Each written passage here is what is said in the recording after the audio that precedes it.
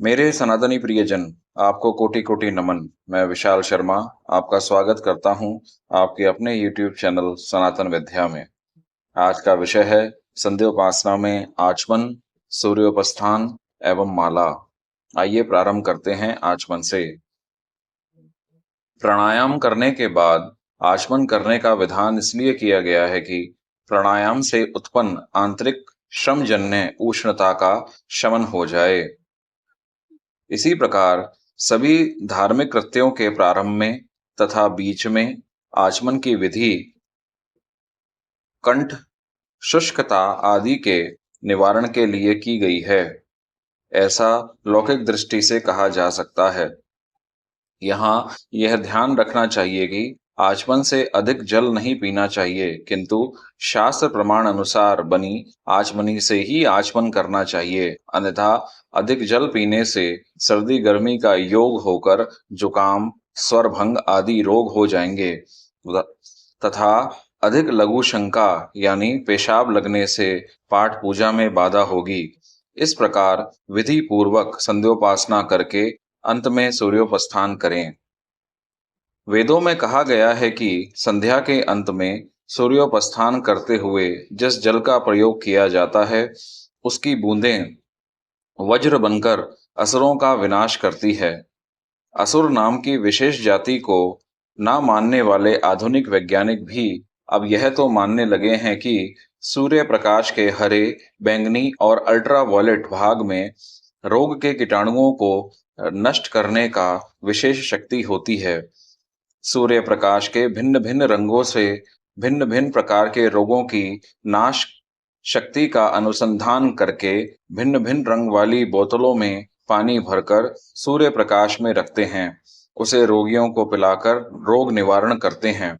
इससे यह तो सिद्ध हो ही जाता है कि असुरों की तरह कष्ट देने वाले रोग के कीटाणु रूप असुरों का नाश करने की सामर्थ्य सूर्य प्रकाश से प्रभावित जल में होती है। इस प्रकार उक्त वेद मंत्र में कही बात लौकिक अर्थ में तो सही हो ही गई है। जब सूर्योपस्थान करने के लिए प्रातःकाल और सायकाल सूर्य भगवान के सम्मुख खड़े होकर दोनों हाथों से जल का पात्र ऊंचे उठाकर सूर्य भगवान को जल अर्पण करते हैं, तब उस जल धारा को पार करती हुई सूर्य किरणें हमारे सिर से लेकर पैर तक पड़ती हैं। इस प्रकार सूर्योपस्थान क्रिया से पूर्वोक्त सूर्य प्रकाश युक्त जल चिकित्सा का लाभ अपने आप प्राप्त हो जाता है। प्रतिदिन 2 बार की गई संध्याकालीन इस साधना से हम रोगों के कीटाणुओं का नाश करते हुए दीर्घ आयु प्राप्त करने में भी सामर्थ्य हो जाते हैं। इसलिए मनु जी ने कहा है कि दीर्घ काल तक संध्योपासना कर कर ऋषियों ने दीर्घ आयु प्राप्त की थी। आइए अब माला के बारे में जानें। माला संध्योपासना के अंग के रूप में गायत्री आदि मंत्रों की निश्चित संख्या की पूर्ति के लिए माला रखते हैं। माला का यह अति स्थूल प्रयोजन तो सभी जानते ही हैं, परंतु संख्या की गणना मात्र ही प्रयोजन होता तो किसी पदार्थ विशेष, तुलसी, रुद्राक्ष आदि की माला बनाने का विधान न होता, क्योंकि संख्या की गणना तो किसी भी पदार्थ की माला से हो सकती थी। अतः यहाँ रहस्य यह है कि सात्विक निष्काम भाव से यदि शुद्ध सत्व गुण प्रधान विष्णु, राम आदि भगवान की उपासना करनी है तो सात्विक त्रिदोष नाशक रुद्राक्ष तथा तुलसी की माला बनानी चाहिए। राजस सकाम भाव से विघ्न रहित कार्य की सिद्धि हेतु विघ्न नाशक विनायक सिद्धिदाता गणपति की उपासना के लिए राजस हरिद्रका की माला बनानी चाहिए।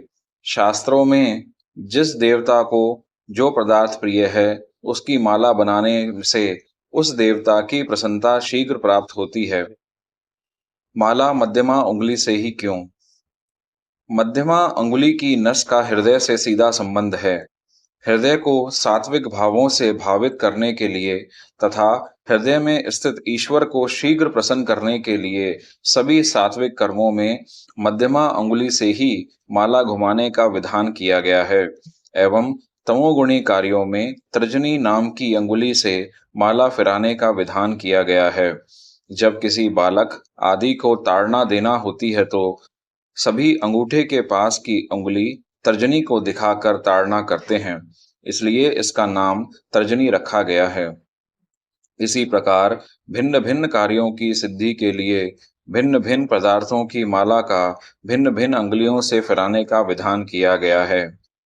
माला में 108 दाने क्यों? प्रत्येक मनुष्य 24 घंटे में 21,600 श्वास लेता है। यदि हम दिन का अधिकांश समय सांसारिक कार्यों के लिए निकाल दें तो कम से कम 108 श्वास भजन में लगानी चाहिए। यदि हम कम से कम एक श्वास में एक बार ही नाम जप करना चाहें तो 108 नामों का विधिवत उपांशु जप करने पर 10,800 नाम जप हो जाता है, क्योंकि मनुस्मृति में उपांशु जप को 100 गुना कहा गया है। उपांशु स्यात् शतगुणः। इस प्रकार माला में 108 दाने ही रखना ठीक होगा। दूसरा, हमारे ब्रह्मांड में 27 नक्षत्रों की माला चारों दिशाओं में सुमेरु पर्वत के सहारे घूमती है। अतः ऋषियों ने भी नक्षत्रों की माला के चारों दिशाओं में घूमने के कारण 4 का गुणा करके 27 गुणा 4 बराबर 108 दानों की माला और उसमें एक सुमेरु लगाकर नक्षत्र माला के समान अपनी माला भी 108 दाने तथा एक सुमेरु वाली बनाई है। ज्योतिष शास्त्र में प्रत्येक नक्षत्र के चू, चे, चो, ला आदि 4 अक्षर होते हैं। उन्हें नक्षत्रों की संख्या 27 से गुणा करने पर भी 108 दाने ही होता है। आपने अपना बहुमूल्य समय दिया, उसके लिए आपका बहुत बहुत साधुवाद। हर हर महादेव।